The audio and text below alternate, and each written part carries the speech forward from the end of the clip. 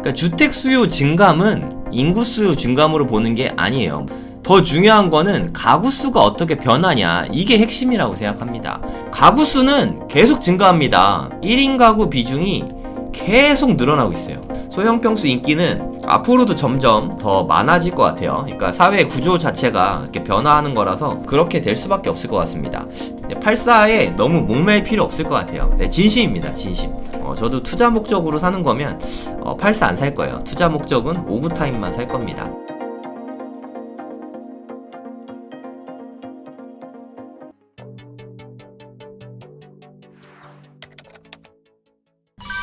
이게 통계청에서 나온 자료예요. 제가 블로그에 올려놨거든요. 아파트 투자의 기준을 정해드립니다. 유튜브 커뮤니티에도 올렸습니다. 자료가 있어가지고 유튜브 커뮤니티 단점이 파일이 안 올라가서 그 간단한 PDF 파일조차 올릴 수가 없네요. 그래서 어쩔 수 없이 블로그 링크로 남겨놨고요. 네, 이거 다운 받으시면 됩니다. 이거 다운 받으면 뭐 이런 게 열리거든요. 자료 되게 좋아요. 강력히 추천합니다. 꼭 한번 읽어보시면 좋겠어요. 네, 이런 발표 자료인데 이게 통계청에서 만들어진 자료입니다. 제가 만든 자료가 아니고요. 한번 꼭 좀 읽어보시면 좋을 것 같아요. 아파트 가격 하락론자 분들이 많이 하는 얘기가 인구수가 감소하는데 아파트 값이 오를 수가 없다, 이런 얘기들을 너무 많이 하잖아요, 그쵸? 근데 우리가 집을 사는데 인구수는 사실 크게 의미가 없어요. 가구수가 중요하죠. 가구수. 이 인구수하고 가구수 차이는 아시죠? 예를 들어서 10인 가구라고 쳐요. 예를 든 거예요. 10인 가구가 뭐 1000가구가 있다. 그러면 인구 10,000명이죠. 그러면 인구수가 줄어들었어요. 9,000명으로 줄어들었습니다. 예를 들어서 9,000명으로 줄어들었는데 10인 가구가 아니라 3인 가구라고 칠게요. 3인 가구. 3,000가구가 되겠죠. 9,000명으로 줄어들었으니까. 그러면 인구수는 분명히 줄어들었죠. 10,000명에서 9,000명으로. 인구는 10%나 줄어들었지만 오히려 가구는 2,000개나 증가했잖아요. 그쵸? 집 수요가 많아진 겁니까? 줄어든 겁니까? 이건 주택 수요가 늘어난 거죠. 그러니까 주택 수요 증감은 인구수 증감으로 보는 게 아니에요. 물론 관련은 있죠. 더 중요한 거는 가구 수가 어떻게 변하냐, 이게 핵심이라고 생각합니다. 가구 수가 어떻게 되는지를 봐야죠. 네, 여기까지는 이해하시겠죠? 그러면 가구 수가 어떻게 될지 어떻게 아냐? 뭐 저도 모르죠. 저도 모르지만 통계청에서 돈 써갖고 조사를 했겠죠. 장래 가구 추계. 이거 얼마나 좋겠습니까, 그죠? 앞으로 어떻게 될지 2020년 대비해서 얼마 안 됐어요. 1년밖에 안 된 그 비교적 따끈따끈한 자료입니다. 2020년 대비해서 2050년에는 어떻게 될 것인가, 이거를 알려주는 자료란 말이에요. 되게 중요한 자료죠. 제 블로그에도 링크를 달아놨으니까 다운받으시면 됩니다. 네, 1페이지 보면 가구 수가 어떻게 되냐, 이거에 대해서 바로 나옵니다. 네, 우리가 궁금한 건 사실 이거잖아요, 그쵸? 가구 수가 어떻게 되냐. 2020년도에는 요렇게 되는데 2020년 대비해서 2050년에는, 그러니까 30년 후죠. 30년 후에는 그러면 어떻게 될 것인가, 이걸 다 조사를 한 거예요. 단위가 만가구거든요. 만가구. 경기도는 2050년이 되면은 155만 가구가 늘어나는 거예요. 근데 지금 500만 가구거든요. 500만 가구인데 155만 가구면은 무려 30%가 증가합니다. 가구 수가. 주택 수요가 늘어나나요? 적어지나요?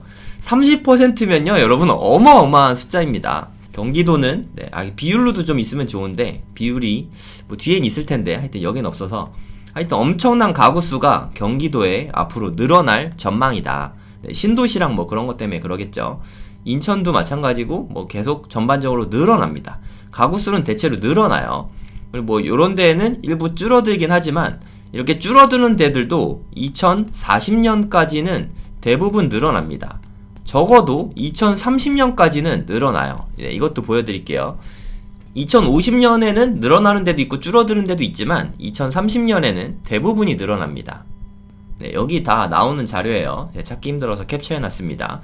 여기 보시면 2030년 보세요. 2030년 2020년 대비해서 10년 후죠. 그러니까 지금으로부터는 한 7년 후 보시면 대구도 늘어났죠. 전국이 다 늘어나죠. 되게 많이 늘어나요. 10% 이상 늘어납니다. 어마어마한 양이 늘어나요. 서울도 늘어났죠. 네, 대략 한 5%에서 10% 정도 늘어납니다. 부산도 늘어나고 대구도 늘어나고. 안 늘어나는 데가 있나요? 안 늘어나는 데가 하나도 없어요. 그죠? 가구 수는 계속 증가합니다. 인구 수는 줄죠. 인구 수는 정점 지났어요. 네, 줄어들고 있습니다. 인정합니다. 하지만 가구 수는 계속 늘어나는 추세입니다. 그리고 급속도로 계속 늘어나는 추세예요. 아니, 인구수가 줄어드는데 가구 수는 왜 늘어나는 겁니까? 라고 물어보시면 1인 가구 비중이 계속 늘어나고 있어요. 1인 가구. 그러니까 독립해서 살고 뭐 사별해서 살고 이렇게 1인 가구가 엄청 늘어나고 있고 2인 가구도 비중이 높죠. 2050년이 되면 1인 가구나 2인 가구 비중이 무려 75%입니다, 여러분. 어마어마하죠. 1인 가구가 한 40% 되고요. 2인 가구가 대략 한 35% 요 정도 된다고 보시면 돼요. 그러니까 4분의 3, 4집 중에 한 3집은 혼자 살거나 둘이 삽니다. 이제 3인 가구, 4인 가구가 거의 없어진다는 뜻이에요. 그래서 가구 수는 계속 늘어나게 돼 있습니다. 그러면 우리가 좀 생각을 해봐야겠죠. 아, 그래? 1인 가구가 이렇게 많아져? 엄청난 수죠. 그러니까 대략 한 반 정도는 1인 가구라고 봐도 과언이 아니고 한 4분의 3, 절대 다수죠. 절대 다수는 1인 가구나 2인 가구가 쓰게 될 예정입니다. 그러면 1인 가구가 물론 이렇게 84 타입 살면 좋죠. 33평 살면 좋은데 수요가 확연히 줄어들 것 같지 않습니까, 여러분? 2인 가구는 59 타입에 딱 좋은 것 같아요. 화장실 2개니까 요즘 거는 개인당 하나씩. 1인 가구는 한 39 타입, 39 타입도 괜찮을 것 같고 49, 39는 약간 작아요. 49가 인기가 많아질 것 같아요, 점차. 근데 1인 가구도 59 타입 써서 뭐 나쁠 건 없습니다. 근데 돈을 좀 더 많이 쓰니까 49 타입이 앞으로도, 그러니까 서울이나 수도권 뭐 주요 지역 그런 데는 49 타입도 앞으로는 인기가 많아질 것 같아요. 혼자 사니까. 혼자 사는데 59 타입도 좀 크거든요. 2인 가구는 59 타입이 딱 적당한 것 같고, 뭐 2인 가구가 49 타입 살아도 하나도 안 불편합니다, 솔직히. 하지만 84 타입은 지금보다는 인기가 좀 줄어들 것 같아요. 지금은 3인이나 4인 가구 비중이 그래도 꽤 높거든요. 30년 후쯤 되면은 1인 가구, 2인 가구 비중이 압도적으로 높아지기 때문에 앞으로는 59 타입이 인기가 점점 더 많아질 것 같습니다. 그리고 여러분 아셔야 될 게 59 타입이랑 84 타입이랑 분양할 때는 평당가가 비슷해요. 분양은 비슷한 가격에 하는데 같은 가격이 아니라 한 평당 가격이요. 그러니까 면적당 가격, 물론 84가 더 비싸죠. 하지만 5는 면적이 더 작으니까. 근데 이게 살짝 비싸거든요, 59 타입이 평당가는. 근데 시간이 지나면 이 차이가 점점 더 커져요. 시간이 지날수록 59 타입이 84 타입보다 평당가가 더 많이 높아집니다. 상승률이 크다는 뜻이죠. 그러니까 내가 만약에 실거주를 하려고 해요. 만약에 우리 집이 4인 가족이야. 59 타입에 살기는 좀 불편하잖아요, 그쵸? 4인 가족 같은 경우는 84 타입에 살아야겠지만 이거는 뭐 실거주 목적이잖아요. 근데 이런 실거주 목적이 아니라 단순히 투자 목적이라면 59 타입이 훨씬 낫다는 거죠. 59 타입이 앞으로 수요가 더 많아질 거기 때문에 1인 가구, 2인 가구 비중이 75%. 저는 솔직히 이거 보고 좀 깜짝 놀랐거든요. 여기에 다 자료에 나옵니다. 이렇게까지 심해질 줄은 몰랐어요. 근데 생각해보면은 주변에 혼자 사는 분들, 둘이 사는 분들이 정말 많아요. 특히나 60대 이상에서. 60대 이상은 1인 가구 비중이 매우 높습니다. 여기 자료에 다 나와요. 한번 천천히 찾아볼게요. 저는 이렇게 서울하고 경기에 관심이 있으니까 서울 경기 지역만 좀 보도록 할게요. 요 정도면 글씨 잘 보이시죠? 여기는 가구 수고, 여긴 구성비거든요. 구성비를 한번 보세요, 여러분. 지금 현재입니다. 한 2025년 정도를 볼게요. 이거 데이터가 팩트인데 그냥 우리 24년이니까 한 달만 있으면 요걸로 한번 보도록 하겠습니다. 1인 가구 비중이 34%, 요때는 31%였을 텐데 좀 늘었겠죠. 2050년을 보면은 대략 한 40% 정도 됩니다. 서울 같은 경우는 비중이 더 높아요. 그러니까 40.8%, 대략 한 41%죠. 1인 가구 비중이 어마어마하지 않습니까? 부산도 한 40% 정도. 그러니까 혼자 사는 집이 이렇게 많아진다는 거죠. 그래서 지금은 49 타입 이런 게 좀 애매해 보일 수 있겠지만 나중에는 시간이 가면 갈수록 더 인기가 많아질 것 같아요. 만약에 60대인데 혼자 살아. 뭐 남자든 여자든. 아니면 뭐 70대인데 혼자 살아. 그런데 84 타입 뭐 솔직히 쓸 필요가 있을까요? 그냥 집 넓으면은 청소하기만 너무 힘들거든요. 그러니까 앞으로는 50평대, 60평대 막 이런 데 있잖아요. 이런 데들이 수요가 좀 많이 줄어들 수밖에 없을 것 같아요. 지금도 사실 거래가 좀 잘 안 되거든요. 근데 재건축하면은 그때는 괜찮을 것 같아요. 그러니까 이렇게 대형 평수들 많은 데들이 재건축을 하면은 뭐 5구나 84 타입 뭐 이렇게 1+1 뭐 이런 식으로 분양을 받지 않을까. 아니면 5구 하나 받고 나머지는 뭐 현금으로 환급금 받고 뭐 이럴 수도 있을 것 같아요. 앞으로 향후에 재건축이 많이 일어나면은 소형 평수가 많아질 것 같은 생각이 듭니다. 소형 평수 인기는 앞으로도 점점 더 많아질 것 같아요. 그러니까 사회 구조 자체가 이렇게 변화하는 거라서 그렇게 될 수밖에 없을 것 같습니다. 대구도 한 39%, 인천은 조금 적은 편이네요. 38%, 광주도 40%, 대전이 높네요. 대전이 43%, 제일 높은 것 같아요. 울산 37%, 세종 36%, 경기는 36%. 요런 데가 좀 적네요. 그러니까 세종이나 경기 같은 데는 여긴 가구 수가 더 많이 늘어나는 데잖아요. 그쵸? 새 집을 많이 짓는 곳, 신도시가 많은 곳. 신도시는 애 키우기가 좋잖아요. 그래서 아이 키우는 한 3인 가족이나 4인 가족이 조금 많아서 비중이 상대적으로 낮은 것 같아요. 네, 요런 데가 기회일 수도 있죠. 하지만 전반적으로는 1인 가구 비중이 매우 높아진다. 저는 이게 핵심이라고 생각합니다. 네, 이거는 좀 우울한 얘기예요. 가구주 연령. 1인 가구 중에서, 그러니까 지금은 현재는 2020년 현재는 39세 이하 비중이 한 36% 정도 되는데, 뭐 이거 60세 이상은 33% 정도. 근데 30년 후에는 저도 뭐 한 70대 되거든요.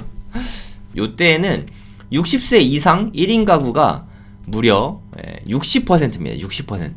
1인 가구 중에서 대부분이 이제 60대 이상이 된다는 얘기예요. 좀 이거 보면 약간 우울하지 않습니까? 우리가 노년은 혼자 살아야 돼요. 그럴 가능성이 매우 높다는 뜻이죠. 그러니까 노년에 혼자 살면서 뭐하고 살지 이거에 대해서 좀 고민을 많이 해봐야 되지 않을까요? 그러니까 혼자서 사는데 50평대 집에서 혼자 산다? 그거 좀 너무 힘들 것 같고, 근데 애들이 이렇게 뭐 놀러 올 수도 있으니까 한 5구 타입 정도? 네, 만약에 혼자 살게 되면 요런 데서 좀 많이 살지 않을까 하는 생각이 뭐 저는 듭니다. 그냥 꼭 84 타입 고집 안 해도 될 것 같아요. 나중에는 5구 타입에 자연스럽게 뭐 혼자 살거나 뭐 수요가 좀 많아지니까 투자 목적으로도 5구 타입이 여러모로 좋을 거라고 생각이 듭니다.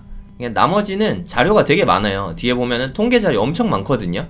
이거 다 여러분들 좋아하시는 빅데이터니까 읽으면서 보시면서 좀 분석을 하시면 좋을 것 같아요. 이 숫자들이 어떻게 나오게 된 거냐, 네, 이것까지도 섬세하게 다 분석을 해놨더라고요.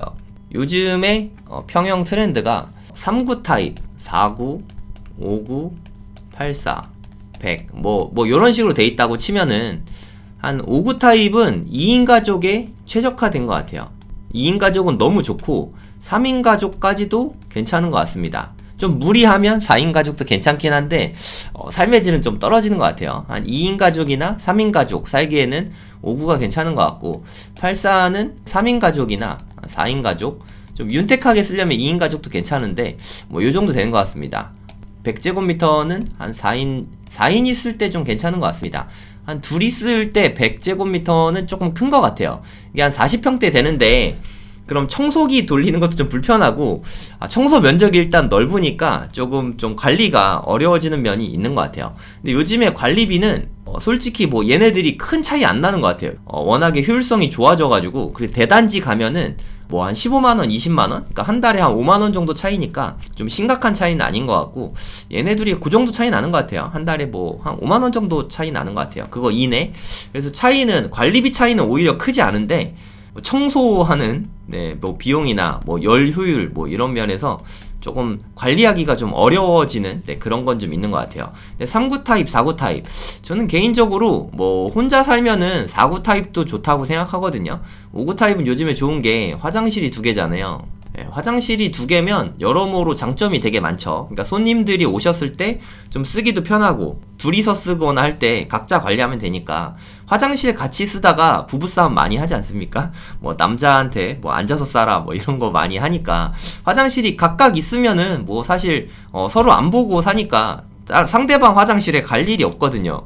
네, 저는 이렇게 둘이서 많이 살아봐가지고 화장실 각각 쓰면은 되게 괜찮은 것 같아요. 4구 타입은 혼자 살면은 뭐 화장실 하나라도 상관없잖아요, 그쵸? 거기에 좀 적합한 것 같아요.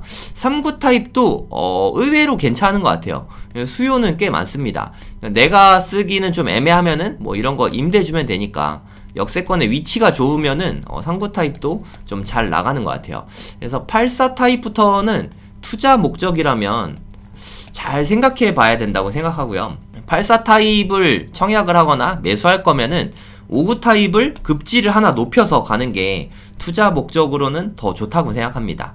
이거를 좀 기억하셨으면 좋겠어요. 어떻게 뭐 해야 될지 뭐 감이 좀 잡히시죠? 네. 84에 너무 목매일 필요 없을 것 같아요. 네, 진심입니다, 진심. 저도 투자 목적으로 사는 거면 84 안 살 거예요. 투자 목적은 59 타입만 살 겁니다. 분양권 사도 그냥 59 타입만 할 생각이에요.